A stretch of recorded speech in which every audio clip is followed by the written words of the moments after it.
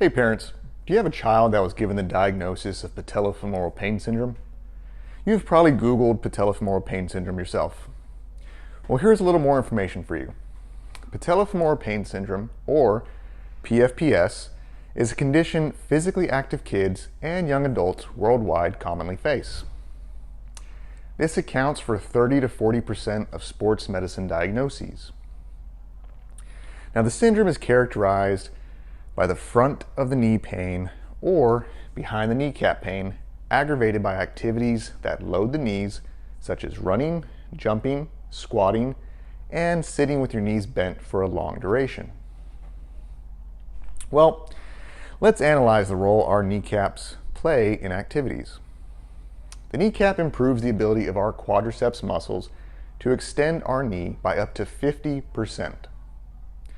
Now, this ability can decrease stress up to 9 times your body weight during normal activities and up to 20 times your body weight during sports. The stress your knees experience is less due to the thickest cartilage in your body behind the kneecap. It is estimated on average only 29% of your kneecap comes in contact with the bones behind at any given time of your knee moving. If the contact your kneecap experiences with the other bones and the force in your knees increases, then this can potentially lead to PFPS. An example of this happening is when the kneecap is pulled towards the outside of the knee. Now, you're probably asking yourself, what causes this? What a great question. Now, this can be due to the femur, or our thigh bone, being rotated inwards, which causes the kneecap to be pulled outwards. The kneecap can further be pulled outwards if there is extra outward rotation of your tibia or your shin bone. Now, excessive outward rotation of your tibia also causes your kneecap to rotate inwards.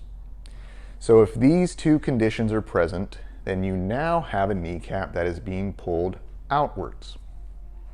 Keep in mind, the opposite can occur if the tibia is rotated inwards instead. Now, you might be thinking, I had no clue this could happen. Trust me, you're not the only one. Keep in mind, the altered mechanics don't happen to everybody. Now, there are several other risk factors to also consider. Let's dive a little deeper into the other risk factors. First of all, demographics can play a role. Females are at greater risk compared to males of developing PFPS, and the peak age to potentially be affected by PFPS is from 12 to 17 years old, and an increase in body mass index, or BMI, plays a role too. Now, next, there are extrinsic factors such as improper training, like things as rapid changes in intensity, duration, or activity, repetitive high-frequency knee overloading, environmental, such as harder, more difficult surfaces or hills. Now, third, strength or lack thereof. For example, weaknesses in the hips or quadriceps play a role too. Fourth, our range of motion or decreased ability to move your foot closer towards your shin, an increased inward movement of the knee, decreased foot mobility, increased kneecap mobility, shortened quadriceps muscles, and increased general joint mobility play a role. Finally, psychosocial factors such as social support, poor perception of one's health, and mental stress play a role too. So what can you do to improve or prevent patellofemoral pain syndrome? First of all, strengthen your hips, quadriceps, and core. Some movement education, stretch tissues that are truly shortened. Bracing options might potentially correct the alignment. Taping is a potential short-term relief. And finally, adjust activities accordingly. Now, what should you not do to improve or prevent patellofemoral pain syndrome? One thing, electrical muscle stimulation, or EMS, is considered a potentially ineffective treatment. Also, foot orthoses do not have research to support the use.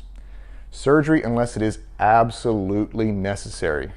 And then NSAIDs such as ibuprofen or aspirin have limited evidence to support the use.